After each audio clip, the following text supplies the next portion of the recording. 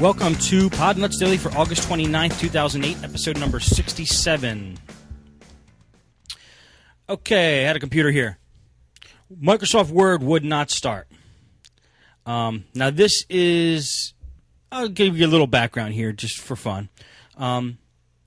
Computers used to come prepackaged with Microsoft Works, which was like a scaled down version of Microsoft Office. And the funny thing was, and they first came out with it anyway, Works had like a word processor that would replace Word, or was like a scaled down version of Word.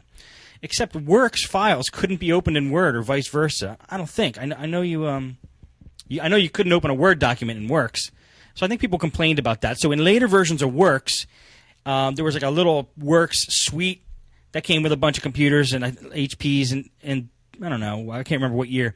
And they came prepackaged with Microsoft Word, but the rest of it was Works. So you got the word processor, but you got Works, everything else. Anyway, this customer had that on their Dell. And what am I saying? And Microsoft Word, every time we tried to start it, would just freeze at the startup screen, the Word screen, that flash screen that comes up. And if you look in the task manager, the process wasn't even running. It was like it was not running according to the task process manager, but it was there. You could see the block on the screen. It wasn't maxing out the processor. It was as if you started it up, it brought up the front screen, and then it just stopped, but didn't go away.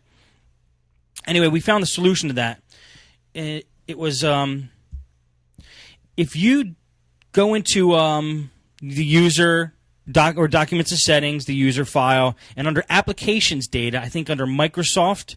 Maybe Microsoft Word. I don't know how deep you got to go, but you have to delete the normal templates. See, my dad did the job, and this is how he worded it.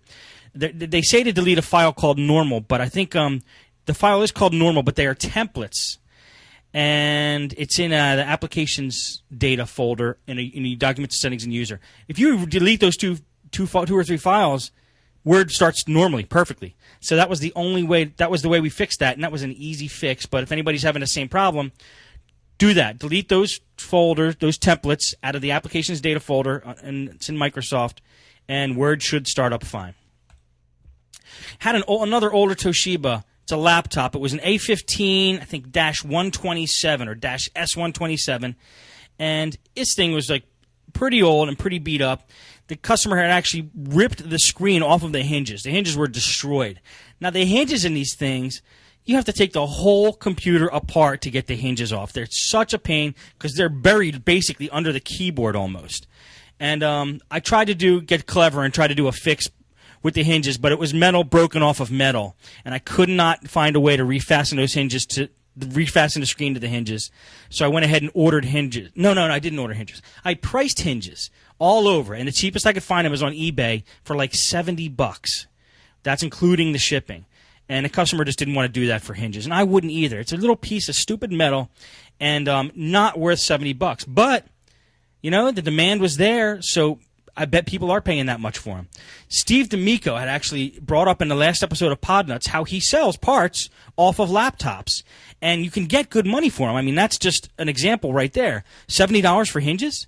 I mean, the physical materials of the hinge is not worth that much, but the demand may be worth that much, so you could get it. So it might be a good idea. Steve suggested it in the Podnutz episode. Open up an eBay store and sell every little part you can out of these laptops, because it doesn't cost as much to list things in an eBay store. You can keep them up there posted longer. So list the hinges, list the LCD cable, list the back part of the screen, list the touchpad, and list everything separately. And you might, if these items do sell, you might end up making out really well, because you could sell each single item, and if you add up all the prices of all the items, you're going to be probably in the hundreds, like $500, $600, $700 range. So might be worth it for you. It might take a while to sell everything, and then I had to buy a CPU fan because the CPU fan was dead, and that was another $30. So he went for the CPU fan because we absolutely needed that, but he's going to hold off on the hinges, so his screen's just flapping around. That would have been $100 for a pair of hinges and a fan, and those fans aren't nothing heavy duty about those fans. The thing that makes them worth value is they're specialized. So that's that. Had a Dell come in. Here's an interesting thing. I had a customer call me, and he said he had to replace a screen on his Dell, and he wanted to replace the keyboard. So I told him I need to order the parts, and I gave him a price. And I put a markup on the price of the parts because I have to put out my own money and order them and wait for them to come. So I mark up the parts a little bit. I buy all my parts on eBay. So I gave him some prices, and he says to me, and this is what I always say when they say this to me. He says to me, well, I looked online, and I could get those parts for cheap.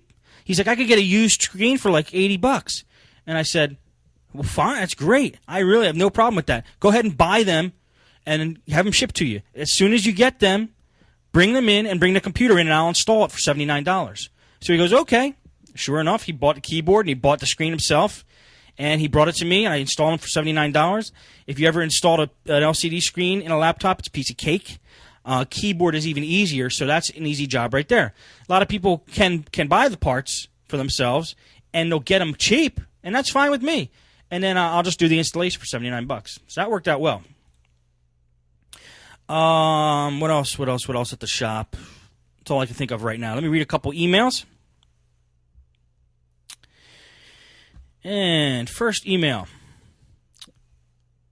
Let's see. This is Mike from Maine. He goes, hey, Steve, I've heard you talk about bad capacitors lately and wanted to drop you a note. I had a client with an older Dell Optiplex GX240 I was cleaning up, and the antivirus 2008 virus. Oh, I'm sorry. Let me read it again. I had a client with an older Optiplex GS240 I was cleaning up. I was cleaning up the antivirus 2008 virus and did the usual blow out the dust routine when I noticed 9 caps around the CPU. Buying the same motherboard off eBay wasn't an option for fear that these same caps being bad or would be in the near future. The motherboard was built around 2002. I decided to replace the caps and purchased them from MCM Electronics for about $1.09 each, and the job came out fine. A word of caution. Make sure you have some good desoldering/resoldering skills if you attempt this type of job, as motherboards have multi-layer copper traces and can be ruined quite easily. This computer was running fine, so I didn't want to be the one to break it. Many thanks for your cool podcast. Mike from Maine. Good job, Mike.